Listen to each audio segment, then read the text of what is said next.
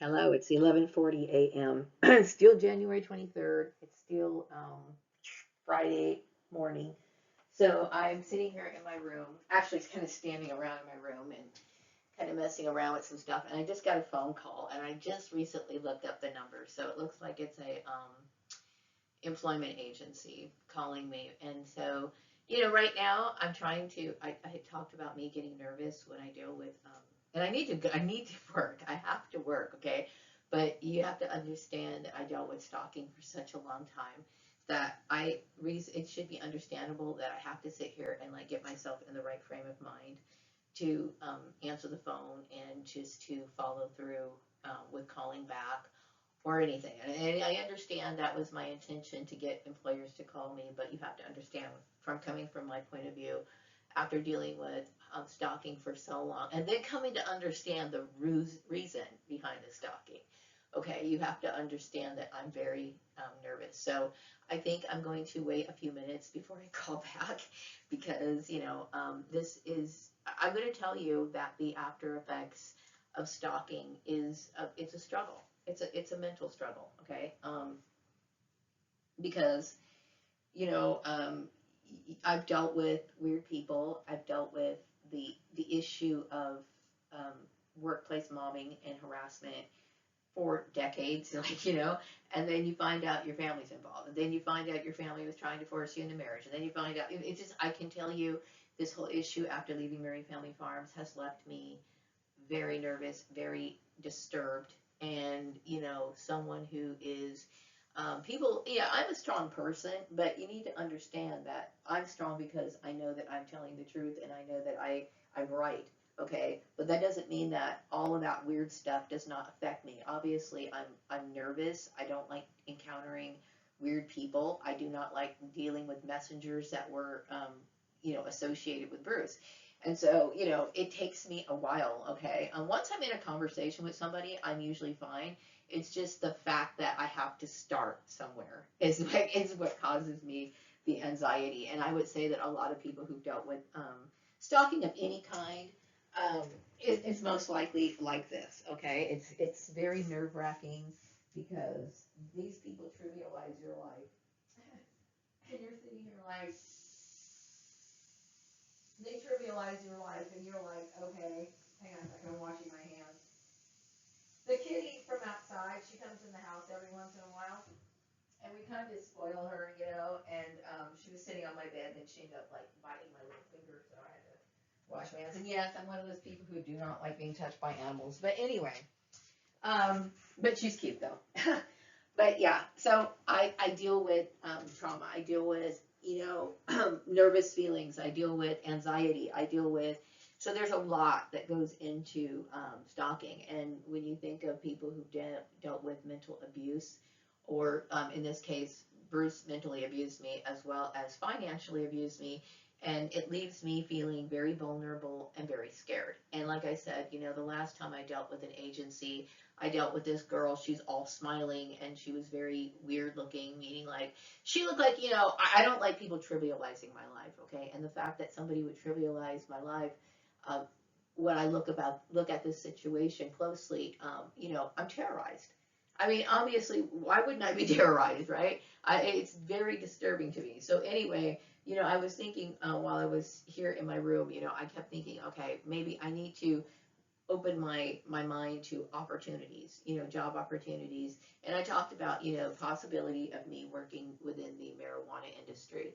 And the reason why I kept thinking is because I don't see why I shouldn't. I think as though, if that's something that I land in, I would be someone who would contribute to that industry. And the reason why is because I feel as though I would be adding respectability to it because I am somebody who is known to be a hard worker, a dedicated worker.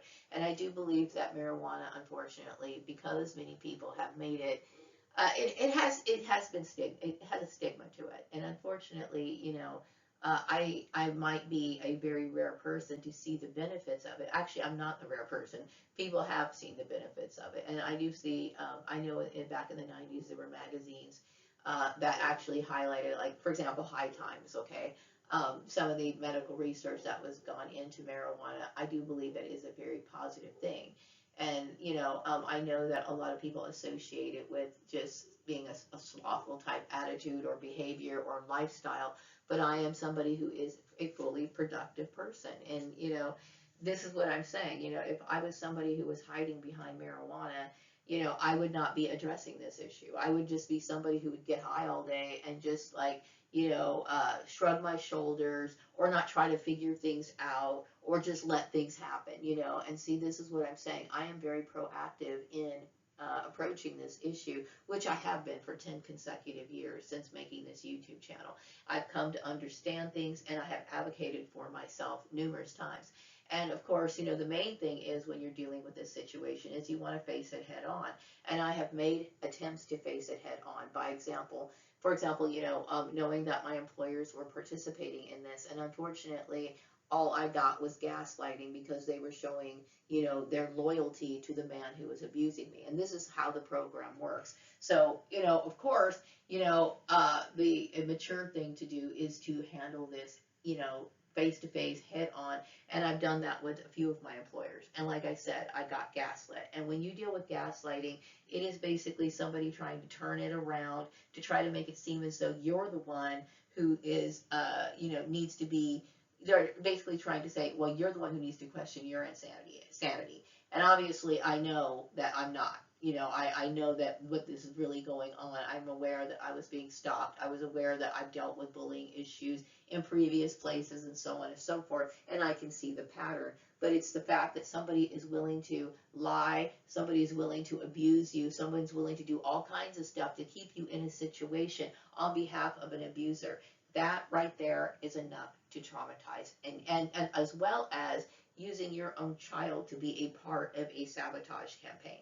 Okay, so I dealt with all of that on top of the fact that somehow the kids of 533, as well as my own mother, were participants in this weird thing. Did my parents make? And the weird part is, like I said, we got Bruce's ex. No, it's not even his ex. Sarah was his current wife when I was being bullied, okay? So all of this stuff is very strange to me. It's very culty. It's very, and when I think about how this was brought out into the public, it's like, didn't people start questioning, well, why is Bruce's wife involved? And how is it that Maria, conducts herself to where it's obvious that she's not associated with anyone?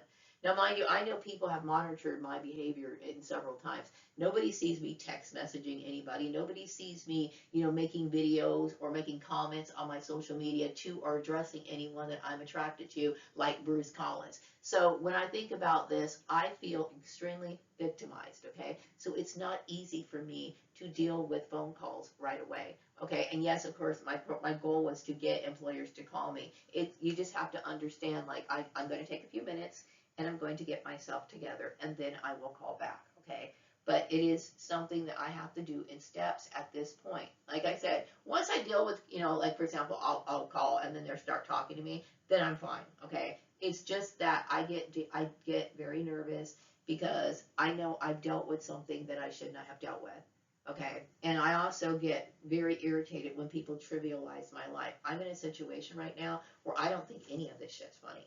I don't. Okay, I don't think where Bruce put my son in this vulnerable situation, and right now my son's stressing out trying to worry about some stupid legal fee when I'm sitting here.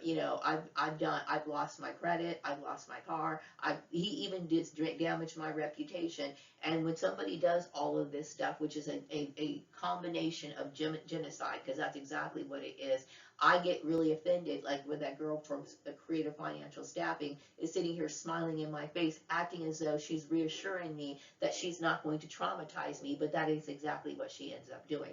So I'm tired of dealing with the bullshit. That's what I'm saying, okay? So of course it takes me some time to get myself together. Now, when I think about this issue about the bud industry or the marijuana industry, I'm not saying that I have to work in those industries. I'm saying I'm open to those industries, right?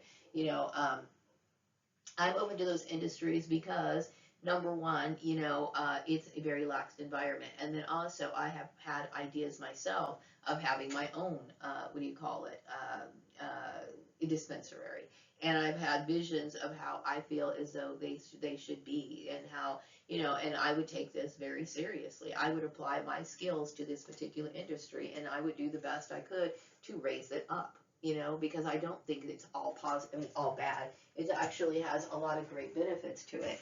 And I'm tired of people, you know, just immediately associating it with something bad, you know, because it's not. I am a 100% fully functional person and somebody who's ready and willing to contribute to society. So regardless of what people have said, you know, that only people like Cheech and Chong or something smoke marijuana, or like those dudes behind the school buildings who used to get high in high school.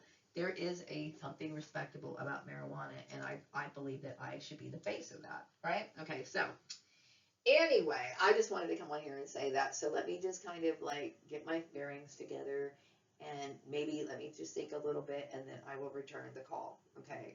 I just have to get mentally prepared for this because, you know, I'm now getting back into the swing of things when it comes to communicating with people, and it's been very difficult for me. I mean, it's been very, very difficult for me because I've dealt with a lot of deception.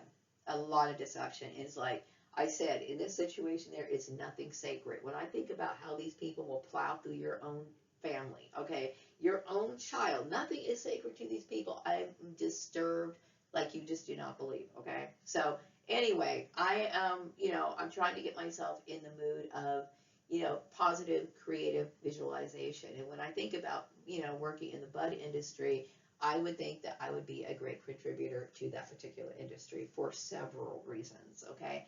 So anyway, I'm going to go ahead and wrap up this video and work on my, you know, getting myself together. I'm going to be calling back in about 15 minutes, but for now, I'm just going to, you know, just kind of get myself calmed down so I can deal with this, you know, this phone call. So I will be back with another video sometime later. Thank you. Bye.